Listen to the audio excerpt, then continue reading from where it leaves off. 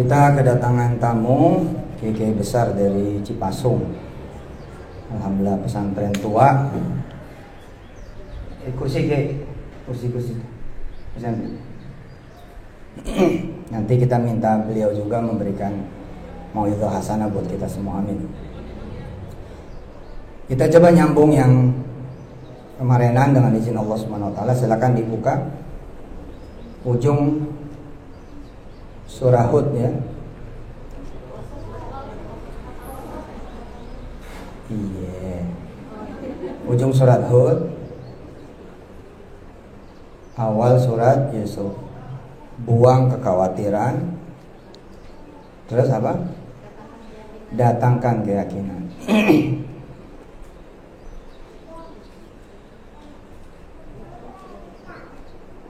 Seratus 123 ya. A'udzu billahi minasy syaithanir rajim. Ayo.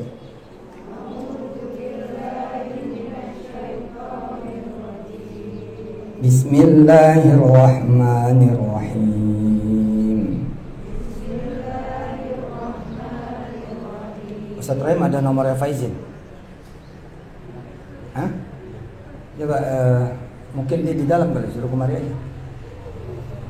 Walillahi ghaibus samawati wal ard. Ayo. Nih, mana suaranya nih? Oh, ayatnya belum ketemu. Ujung surat Hud ayat 123. Walillahi ghaibus samawati wal ardi wa ilaihi yurja'ul amru kulluh wa ilaihi yurja'ul amru kulluhu fa'budhu wa tawakkal 'alaihi wa ma rabbuka bighafilin 'amma ta'malun.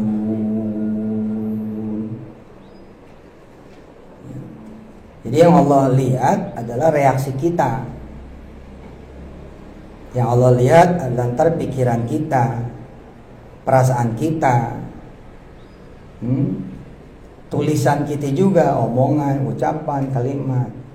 Bagaimana nih ketika kemudian dihadirkan berbagai banyak peristiwa, kejadian, ta'malun. Lihat ujungnya, ta'malun. Antum ini tak ya, bukan ya. Ada orang ngeledek kita, bukan yang ngeledek yang mau dilihat sama Allah, tapi yang dilihat sama Allah kita nih ketika diledek kayak apa mukanya. Babi lu terus kita jawab lu yang babi. Ya, berarti kita sama nih. Allah benar-benar mau ngeliatin ketika kita direndahkan, orang miskin lo dasar gitu. Nah, terus kita gimana? Kita bersedih apa gimana gitu. Nah, dikasih tahu nih sama Allah semua. Ntar ada rahasia. Yang rahasia itu milik aku, kata Allah. Udah dah. Percaya dah sama Allah. Nah, ini kan diantar nih secara tertibus surah ya, tertibus suwari wal ayat, secara tertib ayat dan surah. Ini menjadi pengantar menuju kisah surah Nabi Yusuf, kisah tentang Yusuf, putra Yakub. Bahwa ada rahasia besar nanti di balik perundungan yang dialami oleh Nabi Yusuf. Kejadian yang dianggap pahit oleh kita-kita ternyata kemudian malah manis. Kenapa? Walillahi ghaibus samawati wal ard. Kiai, mohon saya dikoreksi. Ini ada ilmu di bidang qiraatul Quran, yakni ilmu al-waqfu wal ibtida. Ilmu wakaf dan ibtida. Kalau kita baca begini nih, walillahi ghaibus samawati wal ardi wa ilaihi yurja'ul amru kulluh. Inilah yang biasa. Tapi konon menurut ilmu waqaf dan ibtida kita bisa baca begini. Walillahi ghaibus samawati wal ardi wa ilaihi. Waqafnya di wa ilaihi. Emang aneh-aneh nih kalau kita ngelihat kitab al-waqf wal ibtida ya di bidang tahfizul Quran dan qiraatul Quran. Nanti kita akan ketemu di ayat ini kalimat yang suka kita dengar, lillah ya, ilallah wa 'alallah. Lillah, kemudian ilallah dan wa 'alallah. Kalau kita berhentinya di kullu wa ilaihi yurja'ul amru kullu, itu kayak begini loh. Kayak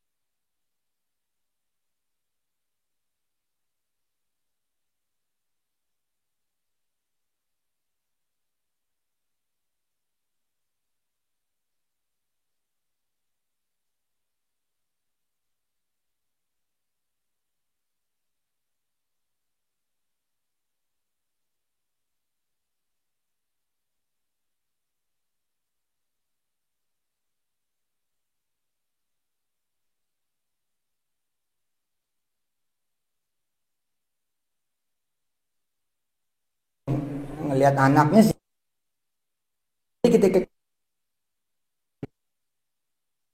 yurja'ul amru kullu,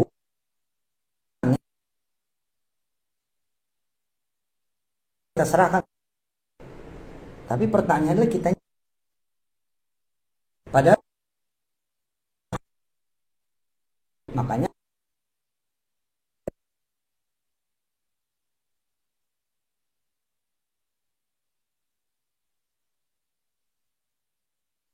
kan depannya walillahi itu, ujungnya kan wa alaihi, ya. Wa tawakkal alaih. Ada lillah, ada illallah, ada alallah. Walillahi ghaibus samawati wal ardi wa ilaihi. Nanti diulang lagi, wa ilaihi yurja'ul amru kullu. Kosakata kemudian fa'budhu wa tawakkal alaihi, ya, sembahlah Allah dan bersandarlah kepadanya, makin meyakinkan kita bahwa Allah nggak pengen cuma diserahkan persoalannya tapi kitanya nggak datang. Karena yang namanya bersandar, ya kan kita emang nyender beneran. Kita emang nyender, saya pengen bersandar di tembok, ya, tapi saya berdiri di luar. Ya. Neng pengen bersandar sama abang, tapi si Nengnya di rumah tetangga. Kalau bersandar kan datang, dia mendekat. Nah, barulah kemudian kisah dibuka dengan alif lam ra. Tilka ayatul kitabil mubin. Nah, ada dua kisah menarik yang mengantar kita nanti menjelajah surah Al-Qasas, ya. Kelak kita sudah belajar ya betapa memang cara Allah ini cara yang memang bukan cara kita sih memang gitu. Makanya kita hanya perlu baik sangka, bersabar, terus jalan aja. Karena episode belum selesai. Besok kan nanti kita akan cerita kan, Nabi Yusuf ngomong kepada bapaknya kan, ya abadi, wahai ayahku, ini ra'aitu ahada asyara kaukaba wasyamsa wal qamara ra'aitum li sajidin. Itu kayak kita yang ngomong sama tetangga kita, udah lo jangan bayar kontrakan lagi, tuh gue yang bayar gitu. Udah gak usah bayar lagi bulan depan, gue yang bayar. Saking yakinnya kita bakal dapet duit nih. Ntar kita bayarin dah kontrakan, nanti dia ngontrakkan sama kita kan. Udah gak usah bayar karena kontrakannya udah punya kita gitu loh. Kan omongannya cakep, tapi nggak taunya kita terus decline sampai akhirnya kita diusir dari kontrakan. Nah, kalau kita nggak punya iman, nah kita bakal ngoreksi omongan kita juga. Ya elah, boro-boro bayarin kontrakan orang, akhirnya kontrakan sendiri nggak kebayar. Jangan, kita mesti punya ketetapan hati, nggak bakal jadi insya Allah. Kita pengen anak kita jadi kiai, yang ada buandelnya nggak ketulungan, di penjara sampai 2-3 kali. Lah kalau kita jadi orang tua nyerah juga tuh nasib, berhenti udah dia. Jangan terus aja bertahan dengan narasi.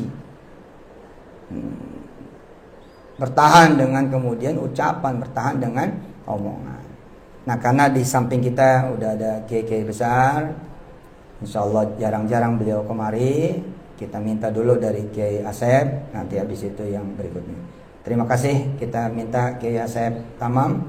Beliau guru saya, guru ketika kuliah. Saya bikin kajian kitab kuning klasik, beliau yang ngajar, dan alhamdulillah ketemu lagi udah jadi orang besar banget di Tasikmalaya. Dan hari ini beliau datang menyampaikan dukungan kepada kita semua, kepada gerakan tahfiz kita dan gerakan ekonomi kita. Insya Allah kita dengarkan apa yang mau disampaikan oleh beliau sebagai barokah kita. Ini yang kerudung hitam istri saya, Kiai, yang depan nih. Ya, dia yang punya kampung ini. Makasih. Assalamualaikum warahmatullahi wabarakatuh.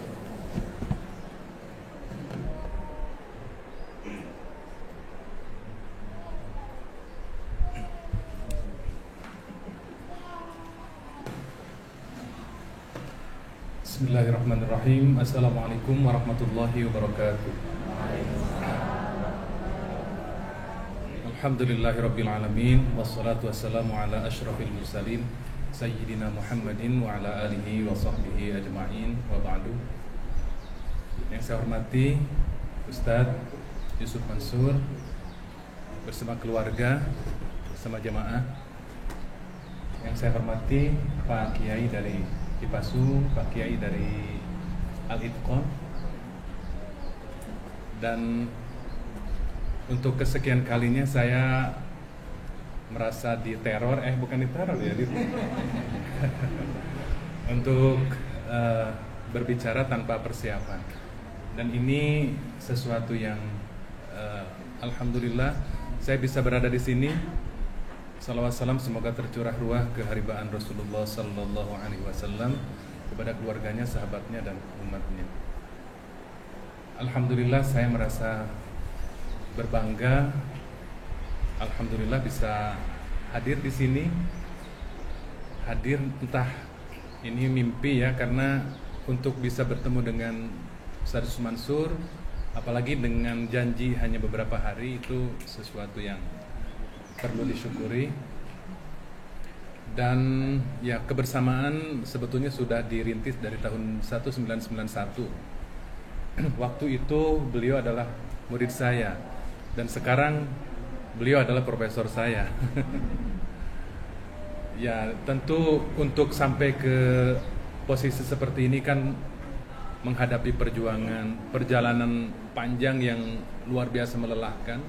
Perjalanan lahir, perjalanan batin yang luar biasa. Ini sebagai sahabat, sebagai murid sekarang ya, saya merasa bersyukur. Dan ketika ada sesuatu yang dirasakan oleh sahabat, oleh keluarga, tentu walau jauh dari Tasik, insya Allah kita datang ke sini menyampaikan salam dari Pak Kiai Cipasu, Pondok Pesantren Cipasu, Bapak Kiai Haji Bunyamin Ruhiyat. Salam untuk Ustadz Mansur, juga untuk keluarga besar di sini di Darul Quran. Saya tidak membawa materi apapun karena memang bukan diteror ditembak ya. Barusan saya materi yang luar biasa tentang fatwa ilahi, tentang waktu.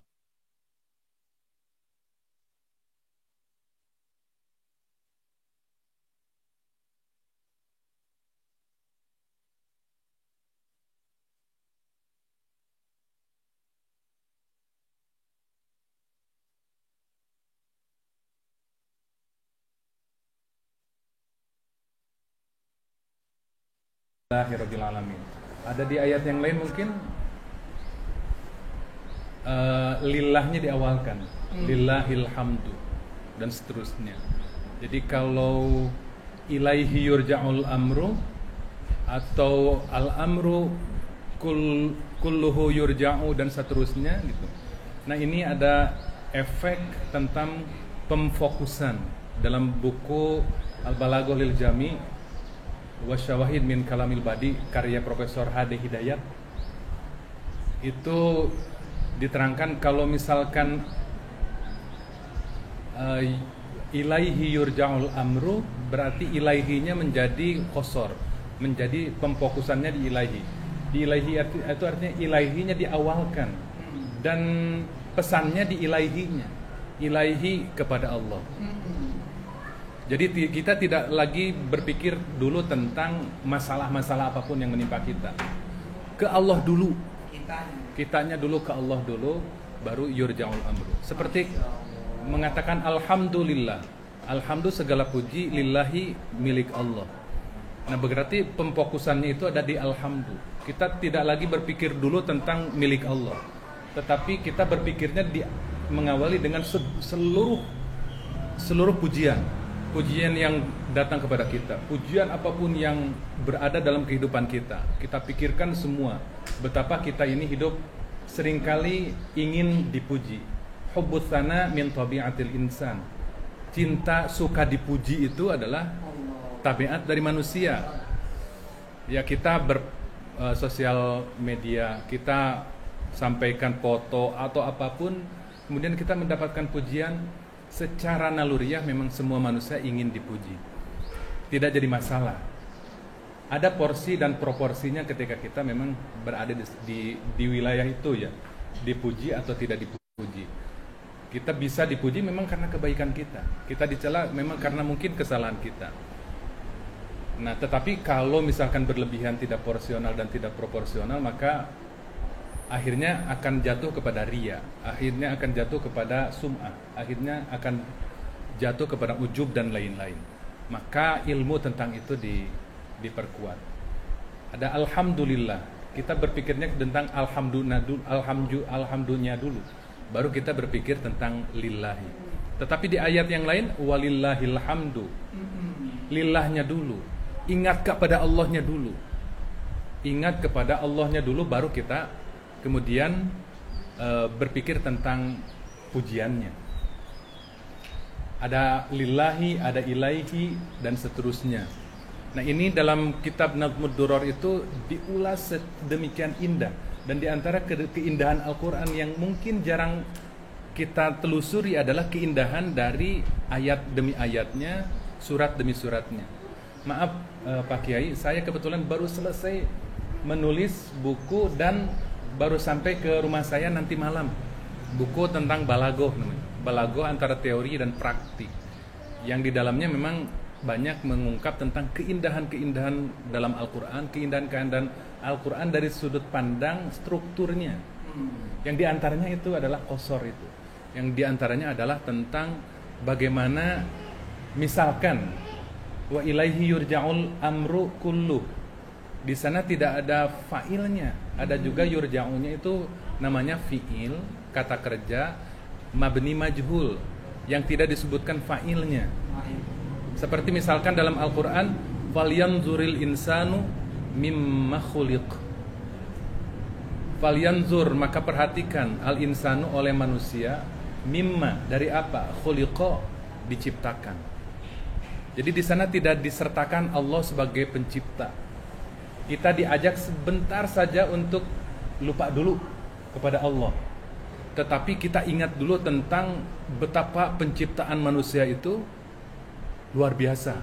Jadi kita berpikir, ibu-ibu berpikir tentang bagaimana proses hamil begitu berat, begitu lama, kemudian dikira setelah melahirkan itu selesai dari capeknya hamil, kemudian kita mengurus anak ya sampai setiap hari, setiap detik kita tidak pernah lupa dengan anak. Pikirkan dulu itu dan tidak ada kata Allah misalkan falyanzur, perhatikan al insanu oleh manusia mimma dari apa khuliqa, dia diciptakan. Tidak ada kata Allah di sana.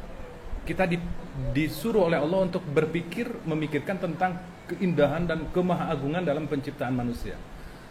Barulah setelah itu kita akan mengerti, oh semua dari proses yang begitu panjang dan berat itu adalah keagungan Allah. Jadi dari konsep, dari struktur bahasa seperti itu kita bisa sampai kepada Allah yang Rob, yang telah menciptakan, mengatur, mengurusi, mengayomi, kemudian juga melindungi kita manusia. Nah, jadi struktur-struktur itu tadi dari sudut pandang tentang apa itu tadi wakaf dan ibtida, saya melihat dan itu benar. Lalu kemudian kita dilihat dulu dari struktur bahasa dan lain-lainnya, karena memang waqaf dan ibtida itu dalam ilmu di MTQ itu adalah ada satu penjuriannya khusus, yaitu adab tilawah. Adabnya itu diantaranya adalah bagaimana seseorang mampu untuk di mana memulainya bacaan, kalau ayatnya panjang di mana dia harus berhenti. Ya mungkin ibu membaca Al-Quran dengan pelan, lalu kemudian napas habis, ini mau berhenti di mana? Nah itu dalam adab tilawah itu diajarkan, berhenti di sebelah sini, nanti apakah dilanjut langsung atau dikembalikan dulu beberapa kata dari sebelumnya, lalu kemudian, nah itu ada di adab tilawah namanya ya waqaf ibtida tadi. Baik, jadi saya merasakan barusan itu getaran-getaran ya tentang keagungan Al-Quran, yang ini hanya satu dari ribuan ayat yang ada dalam Al-Quran itu. Setiap ayatnya menyuguhkan tentang isinya yang luar biasa, juga strukturnya yang juga luar biasa. Nah tentu Ustadz Yusuf Mansur ini setiap hari kan berinteraksi dengan Al-Quran, berinteraksi dengan berbagai elemen variabel yang ada dalam Al-Quran, dalam strukturnya, dalam isinya, dalam bacaannya, dalam kehidupan sehari-hari ketika kita berinteraksi dengan Al-Qurannya dan segala macamnya. Tentu ini merupakan kebahagiaan tersendiri bisa berinteraksi dengan Al-Quran, bisa setiap hari memegang Al-Quran, membacanya, yang kesemuanya itu diberikan kebaikan yang luar biasa dari Allah Subhanahu wa taala. Tadinya saya ketika tadi betul ya waktu di institut, apa ya yang ingin saya sampaikan gitu. Tapi barusan diberi inspirasi apa yang yang harus disampaikan. Tapi setidaknya saya datang ke sini sebetulnya ingin membuktikan tentang miracle, tentang keajaiban dari sedekah, sedekah yang itu di luar mungkin, karena memang orang yang bersedekah, yang bersedekah itu pasti sudah berzakat. Belum tentu orang hanya mengambil kewajiban zakatnya saja. Kalau sudah kewajiban zakat, apakah tentu harus lanjut ke sedekah yang tidak terbatas ya, kalau zakat itu dibatasi. Nah, saya sering terkagum-kagum dengan satu ayat Al-Quran yang memang menurut Abdullah bin Mas'ud itu sebagai Al-Jami', sebagai ayat yang menghimpun seluruh hikmah-hikmah dalam Al-Quran yang dibaca oleh para khatib setiap hari Jumat atau di Idul Fitri, Idul Adha, dari surat An-Nahl. A'udzubillahi minasyaitonirrajim. Bismillahirrahmanirrahim. Innallaha ya'muru bil 'adli wal ihsan wa ita'i dzil qurba wa yanha 'anil fahsya'i wal munkari wal baghi, dan seterusnya. Itu setiap minggu, setiap hari Jumat pasti bapak-bapak mendengar ayat itu. Di zaman Nabi tidak dibaca, di zaman Abu Bakar juga tidak dibaca, di zaman Umar, Utsman, Ali juga tidak dibaca ayat itu. Tetapi ayat itu dibaca diawali pada masa pemerintahan Khalifah Umar bin Abdul Aziz, Khalifah ke-8 dari Bani Umayyah. Setelah melihat bahwa apa yang dilakukan oleh khalifah-khalifah sebelumnya itu sungguh jauh dari ajaran-ajaran Al-Quran, sehingga beliau mewajibkan dirinya untuk membaca itu di akhir setiap khutbah. Innallaha, sungguhnya Allah, ya'muru, menyuruh, bil adli wal ihsan, untuk berlaku adil dan untuk berlaku ihsan. Sampai di kalimat itu saja saya membaca, dan dalam ilmu balaghah, dalam ilmu sastra Arab itu masuk ke dalam ilmu ma'ani dalam bab ijaz. Ijaz itu artinya bacaannya sedikit tapi maknanya luas, luar biasa, dan itu adalah karakter Al-Quran. Karakter Al-Quran, Al-Quran itu diturunkan ijmaliyah, secara global, belum diperinci, dan diperincinya oleh oleh Nabi Muhammad, oleh para sahabat, oleh para ulama. Al-Quran itu diperinci. Dan Al-Quran itu memiliki karakter bahasa yang memang pas. Jadi tidak terlalu tebal, juga tidak terlalu tipis, pas sekali. Sehingga orang untuk menghafalnya banyak yang berat. Tetapi setelah dihafal, karena memang Al-Quran disuguhkan makdubatullah sebagai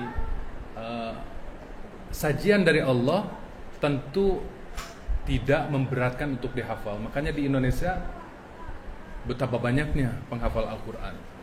Dan bahkan saya pertama setelah berpisah dengan Ustadz Yusuf Mansur itu, pertama bertemu itu di Madinah ya. Saya pulang umroh, beliau pulang mendapatkan gelar rumah tahfidz atau apa, lembaga tahfidz terbaik di dunia ya pada saat itu, mendapatkan itu. Dan saya bertemu di sana. Lalu yang saya pikirkan adalah beliau adalah seorang yang menyimpan tabungan di akhiratnya itu dengan memasyarakatkan Al-Quran, memasyarakatkan tahfidz Al-Quran, yang sekarang mungkin lagi kena tekanan ya, lembaga tahfidz Al-Quran mendapatkan tekanan.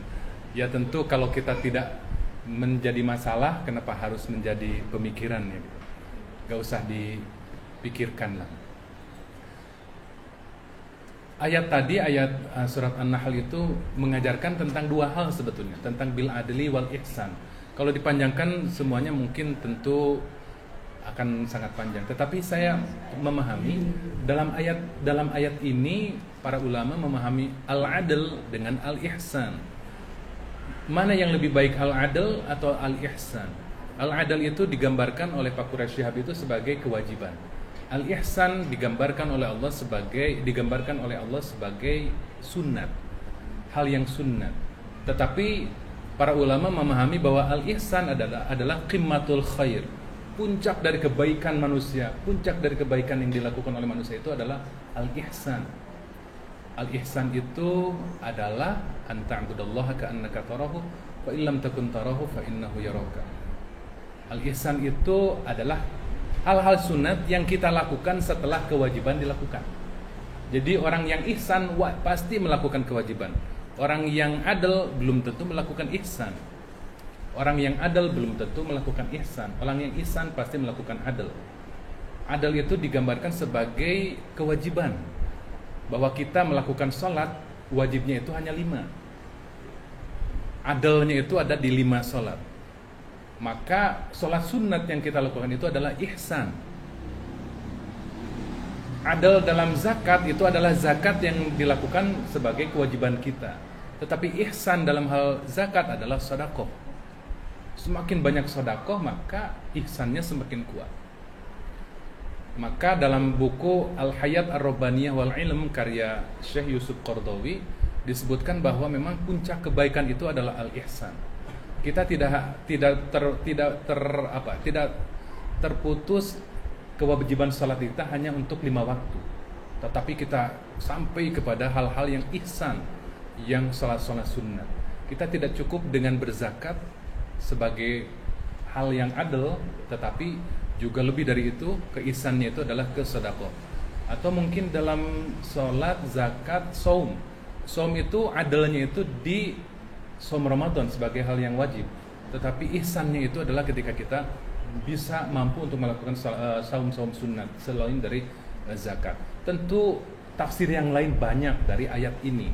Tetapi di titik ini saya melihat bahwa Ustadz Yusuf Mansur ini telah memasyarakatkan, mengajarkan tentang ihsan dalam hal yang berhubungan dengan sedekah, berhubungan dengan harta kita. Apa kebaikannya dari yang dilakukan ketika kita terbiasa melakukan ihsan, melakukan sesuatu setelah kewajiban?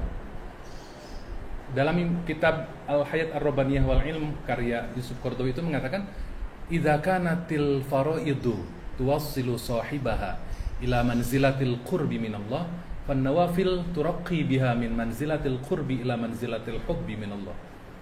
Jadi idza kanatil faraid, kalau kewajiban yang kita lakukan, kalau hanya kewajiban yang kita lakukan itu tuwassilu sahibaha, hanya menyampaikan pelakunya itu ila manzilatil qurbi, kepada posisi, kepada manzilah, kepada posisi itu dekat dengan Allah.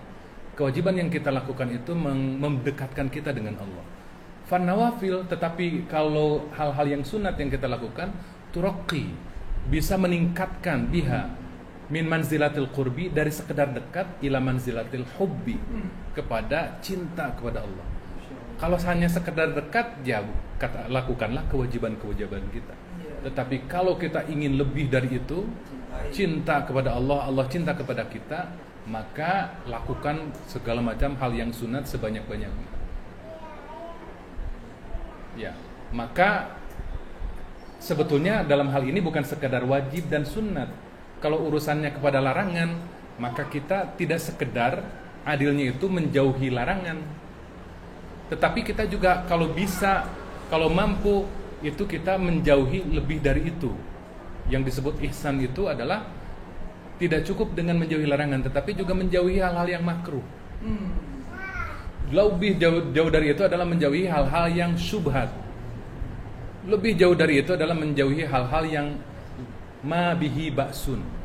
Ma bihi ba'sun itu menjauhi ma sesuatu bihi yang di dalamnya itu ba'sun ada apa-apanya. Ma bihi ba'sun itu adalah sesuatu yang tidak berefek pahala atau dosa, tetapi kalau dilakukan bisa jadi menimbulkan dosa. Orang mengatakan la ba'sa, tidak apa-apa, maka ba'sun artinya apa-apa. Ya, ibu-ibu mungkin sering naik angkot, kemudian naik angkotnya penuh, ibu-ibu agak kesel ya gitu, kemudian ibu-ibu akhirnya negur sopirnya, Pak sopir sudah penuh, bisa maju, bisa dimajukan gitu. Nah, itu sesuatu yang mabihi ba'sun, tidak apa-apa dan itu hak kita, tapi belum tentu itu menjadi masalahnya menjadi kelar, menjadi bersih.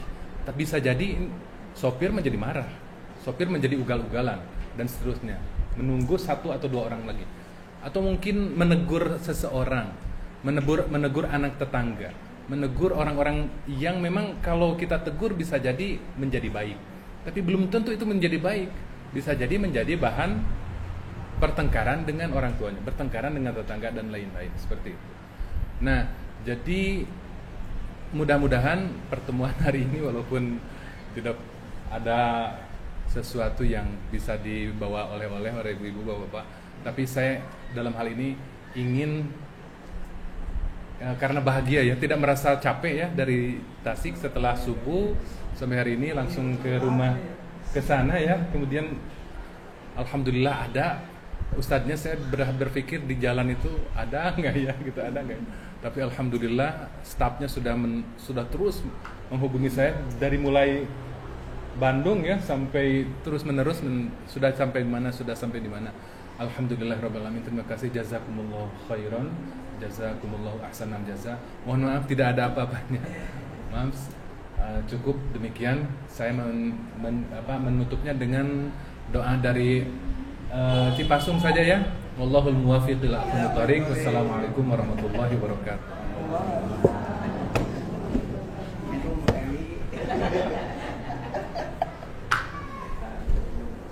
Makasih Kiai Haji Dr. Asep Tamam. Iya benar ya. Allahumma ja'alna amin. Wahmilna amin. Mudah-mudahan Allah jadiin kita, bawa kita ila manzilatil qurbi wal hubbi, kepada derajat orang yang dekat dan orang dicintai oleh Allah Subhanahu wa taala. Baik, selanjutnya dari Kiai Haji Dr. Dendi. Beliau putra menantu dari Kiai Haji Bunyamin Ruhyat, salah satu pesantren terbesar dan tertua di tanah air. Ya, kami ini keluarga dari Cipasung. Ya iya, ke sono lagi Mana Jaya. Ya. Kalau keluarga kita kan dua tuh, zaman Umi kan, jalan-jalannya ke situ pasti. Kalau ke Abah Khoir pasti ke situ, pasti ke Cipasung gitu. Nah, sekarang ada di hadapan kita beliau terhormat Kiai Dr. Kiai Haji Dendi MAG. Insyaallah beliau kemari bukan membawa ilmu saja, tapi sekaligus membawa barokah buat kita semua, amin. Dan sekaligus nanti kita minta doa dari beliau buat kita semua. Falyatafaddal masykuran.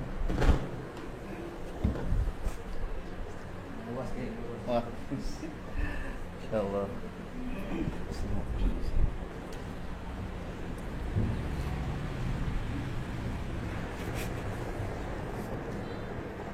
Assalamualaikum warahmatullahi wabarakatuh.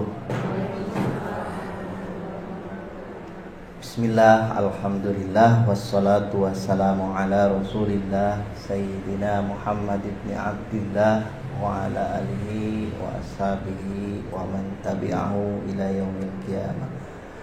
Rabbi shrah li sadri wa yassir li amri wahlul 'uqdatam min lisani yafqahu qawli. Amma ba'du. Yang terhormat Ustadz Yusuf Mansur, ini kebahagiaan buat saya dan kebanggaan tentunya bisa berbicara di majelisnya, walaupun seperti tadi yang dikatakan tanpa persiapan ya Pak Asep. Nih main todong aja nih Ustaz. Yang saya hormati jamaah dari pengajian, Ustadz yang alhamdulillah hadir pada waktu ini. Puji syukur kita panjatkan kepada Allah Subhanahu wa taala, salawat beserta salam semoga senantiasa dilimpah curahkan ke habibana wa nabiyana Muhammad sallallahu alaihi wasallam, para keluarganya, sahabatnya dan pengikutnya ila yaumil qiyamah. Amin ya rabbal alamin. Saya berangkat dari Cipasung ini sebetulnya membawa mandat dari Pak Kiai. Yang pertama yang beliau sampaikan adalah salam taklim untuk Pak Ustadz. Mohon maaf tidak bisa berkunjung langsung ke sini, membalas kunjungan beliau waktu itu ke Cipasung, dan ini tentunya sebagai satu bentuk silaturahim di antara pondok pesantren. Dalam hal ini beliau juga menyampaikan dukungan untuk beliau untuk segala permasalahannya, semoga cepat beres dan kita doakan bersama. Kunjungan ini, kedatangan kami ini diwasilahi oleh dosen saya Pak Asep. Pak Dr. Asep ini kebetulan memang apa istilahnya, guru atau mentornya ya. Mentornya dulu itu di UIN Jakarta, mentornya Ustadz. Dan saya sendiri baru berkenalan dengan beliau secara langsung ya waktu beliau berkunjung ke Cipasung. Ini adalah salah satu bentuk silaturahim yang memang diajarkan oleh Rasulullah SAW. Kita banyak mendapatkan keterangan atau hadis untuk apa yang mengajarkan kepada kita untuk silaturahim. Di antaranya Bismillahirrahmanirrahim, man ahabba ayyubsatalahu fi rizqihi wa ayyun sa'alahu fi atharihi falyasil rahimah. Maka Rasul mengajarkan kita, siapa yang menginginkan untuk dilapangkan rezekinya dan dipanjangkan usianya, maka hendaklah dia untuk bersilaturahim. Nah, mudah-mudahan aja ini sebagai wasilah saya dapat rezeki dan Pak Asep ya. Pak Asep rezeki yang banyak. Kita semua juga sama, dilapangkan rezeki oleh Allah karena silaturahim. Walaupun banyak penafsiran itu, katanya silaturahim yang seperti itu ya diantaranya harus mengunjungi orang-orang sukses. Dan saya hari ini mengunjungi orang sukses tentunya. Ustadz ini kan luar biasa, sudah dikenal kesuksesan beliau. Insya Allah kita bisa mengambil pelajaran dari beliau dan banyak penafsiran tentang itu. Nah, maka dalam konteks ini saya juga bersilaturahim dengan ibu-ibu semua ahli pengajian di sini. Ini juga merupakan suatu kebahagiaan, karena kalau saya sendiri selama ini kan melihat hanya di TV aja. Oh, ini bisa ketemu langsung, masya Allah. Saya juga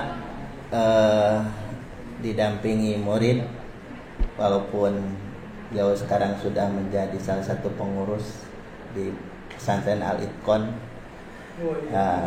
Beliau juga ini murid saya, kebetulan dulu di Cipasung kebimbing sama saya. Dan itu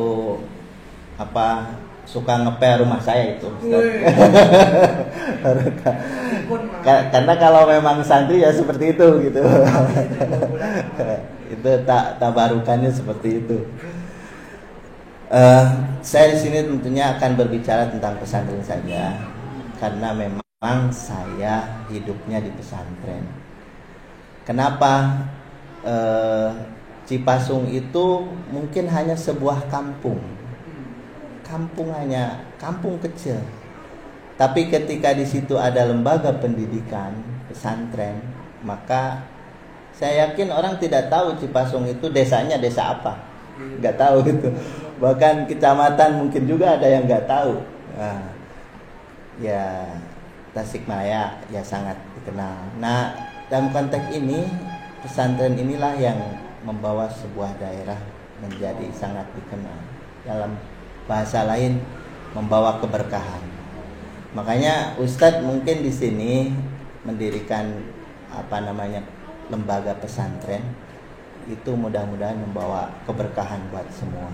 Dan ini sangat terasa kalau namanya lingkungan pesantren itu pasti akan diberkahi oleh adanya pesantren itu. Kalau ilmu sudah jelas, mereka mendapatkan ilmu pengetahuan dari mulai bangun tidur sampai tidur lagi. Bahkan dari aspek finansial pun itu biasanya pesantren itu memberkahi lingkungan. Dan itu yang dilakukan oleh kiai-kiai dari sejak zaman dulu ada pesantren. Mereka selalu memberikan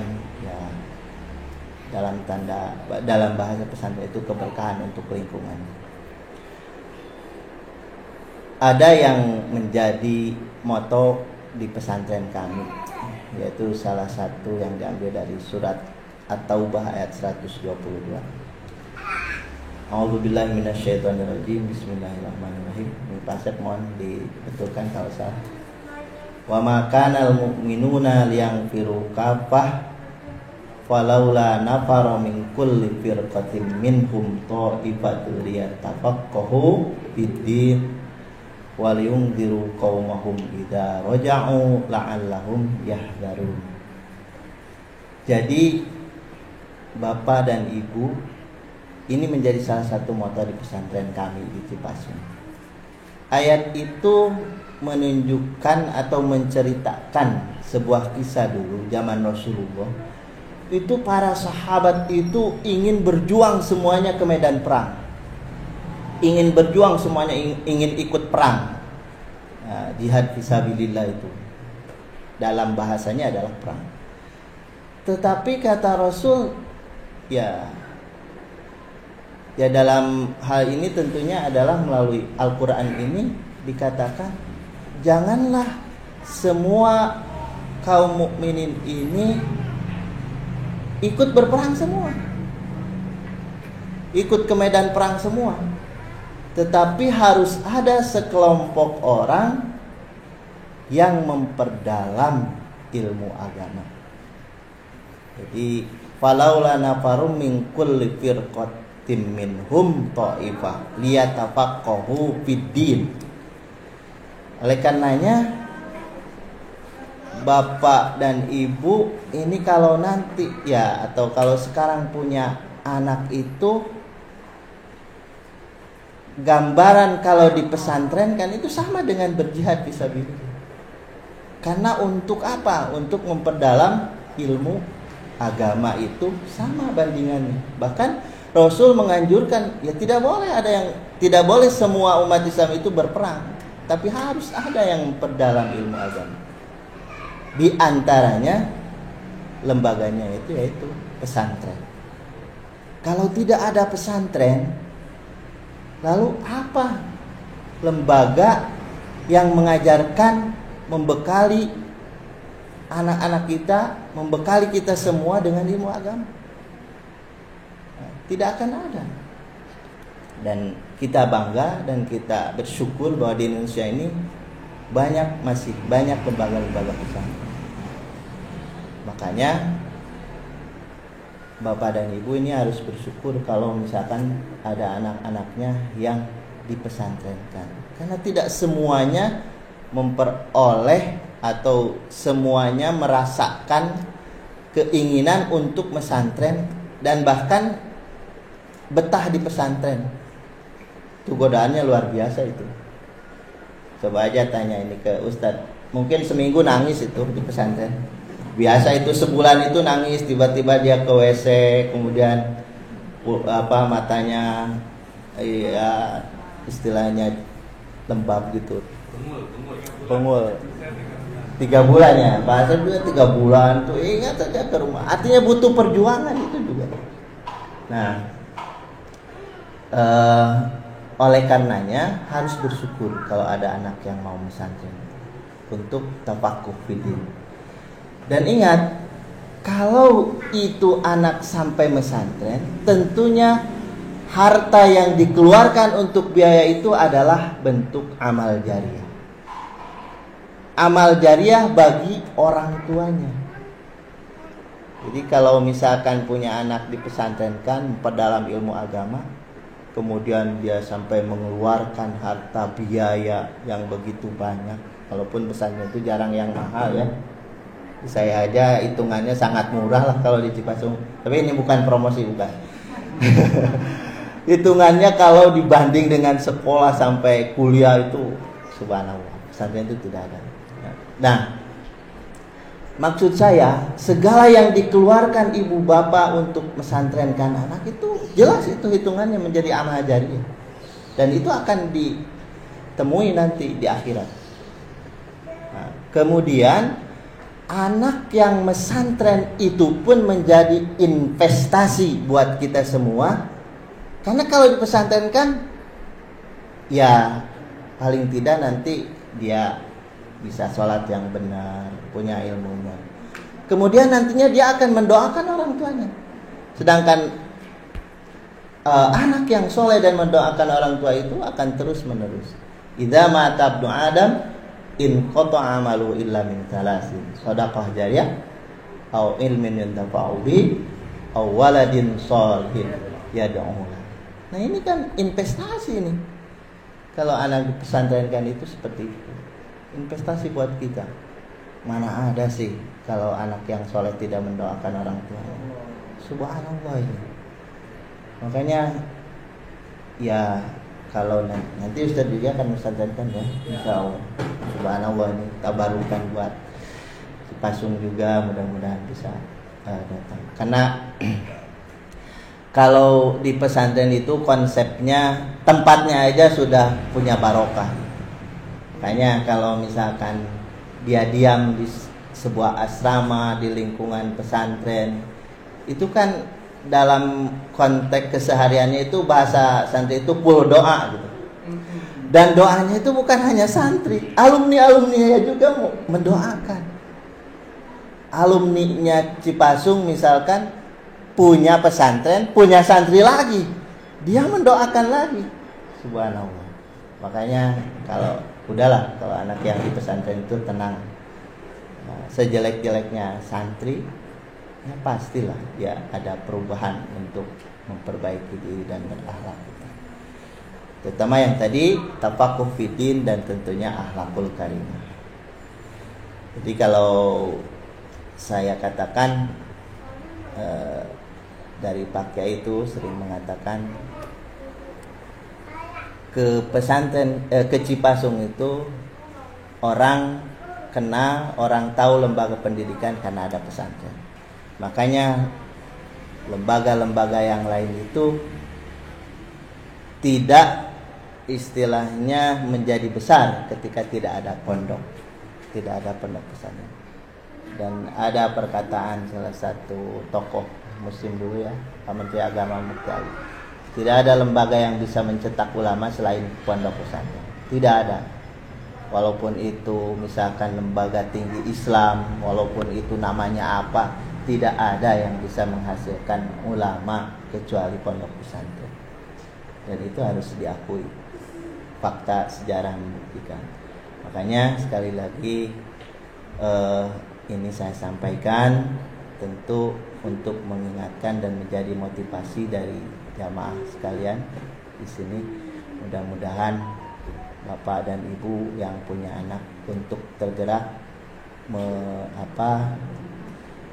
mengutus anak-anaknya mengirimkan ke pondok-pondok pesantren, dan salah satunya tentunya di sini di Ustadz ya, kembangkan pondok pesantrennya, dan ini menjadi bekal buat anak-anak dan juga kita sebagai investasi buat kita semua. Itu saja yang saya sampaikan. Mohon maaf Ustadz, tidak banyak juga ilmu yang saya sampaikan. Kalau ini memang benar-benar bermanfaat, datangnya dari Allah Subhanahu wa taala, dan kalau banyak kesalahan kekurangannya itu datang dari diri saya sendiri. Kurang lebih mohon maaf. Wassalamualaikum. Karena diminta Ustadz untuk berdoa, kita berdoa bersama-sama. Allahumma sholli ala sayyidina wa habibina wa syafi'ina wa maulana Muhammad. Allahumma sholli ala sayyidina Muhammad wa ala sayyidina Muhammad sayyidi awalin wal akhirin wa sallim ala wa tabaraka wa ta'ala amin. Hamdan yuafi ni'amahu wa yukafi'u mazidah. Ya Rabbana lakal hamdu kama yanbaghi li jalali wajhika karim wa li 'azimi sultanik. Allahumma sholli ala sayyidina Muhammad wa ala sayyidina Muhammad salatan tunjina biha min jami'il ahwali wal afat wa taqdilana biha jami'al hajat wa tutahhiruna biha min jami'is sayyi'at wa tarfa'una biha 'indaka 'ala darajat wa tuballighuna biha afdalul ghayat min jami'il khairati fil hayati wa ba'dal mamat. Allahumma aslih lana dinana allati wa ismatu amrina wa aslih lana akhiratana allati fiha wa aslih lana dunyana allati fiha ma'ashuna wa aslih lana akhiratana allati ilaiha ma'aduna waj'alil hayata ziyadatan lana fi kulli khair waj'alil mauta rahatan lana min kulli shar. Rabbana hab lana min azwajina wa dhurriyyatina qurrata a'yun waj'alna lil muttaqina imama. Rabbana atina min ladunka rahmatan wa hayyi' lana min amrina rasada. Rabbana atina min ladunka rahmatan wa hayyi' lana min amrina rasada. Rabbana atina min ladunka rahmatan wa hayyi' lana min amrina rasada. Rabbana atina fid dunya hasanah wa fil akhirati hasanah wa qina adzabannar. Balligh subhana rabbika rabbil izzati amma yasifun wa salamun alal mursalin walhamdulillahi rabbil alamin. Wa sallallahu ala sayyidina Muhammad wa ala alihi wasallam ajma'in. Amin. Nas'alukal ijabah. Al-Fatihah.